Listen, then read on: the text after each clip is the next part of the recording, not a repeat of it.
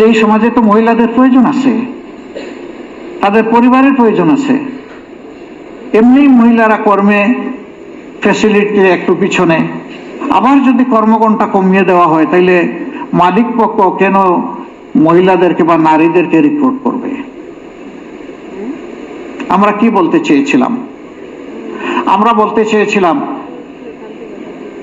কিছু বৈশিষ্ট্য আল্লাহ তাআলা নারীদেরকে দান করেছেন যেটা আমাদের নাই। আমরা 10 জন মিলেও একটা বাচ্চা পেটে নিতে পারবো না, এই কোয়ালিটি আল্লাহ তাআলা তাদেরকে দান করেছেন। গর্বে নিতে পারলাম না, বুকের দুধও দিতে পারবো না, এটাও আমাদের কোয়ালিটি নাই। এরপরে মায়ের বুককে বিছানা বানিয়েই সন্তানরা বড় হয়, আমরা সবাই বড় হয়েছি। আমার মাকে সবাই সম্মান করুক, আমি সবার কাছে এটা চাই। তাহলে সমাজের মাদেরকে সম্মান করা তাদের সন্তানেরা কি চায় না? তারা তো চায়।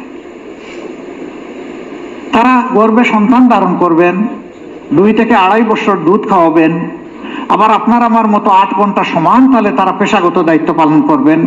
Is it justice? It's never justice. এটা বার্ডেন ইম্পোজড আপন দোজ পিপল। আমরা এটা করতে পারি না। এই সময়টা আমরা চাই তারা যেন কমফোর্টেবলি তার কাজের সাথেও সংযুক্ত থাকতে পারেন, আবার তার সন্তানেরও মিনিমাম অধিকারটা দিতে পারেন, লুক আফটার করতে পারেন। বহু মা 8 ঘন্টা ঘরের বাইরে সন্তান রেখে থাকতে চান না, চাকরি ছেড়ে দেন।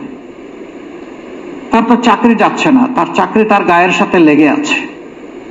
প্রশ্ন উঠবে, এই যে 3 ঘন্টা তিনি কাজ করবেন না, will compensate? Yes, it is government. এটা গভর্নমেন্টের রেসপন্সিবিলিটি মায়ের জাতিকে সম্মান দেখানো।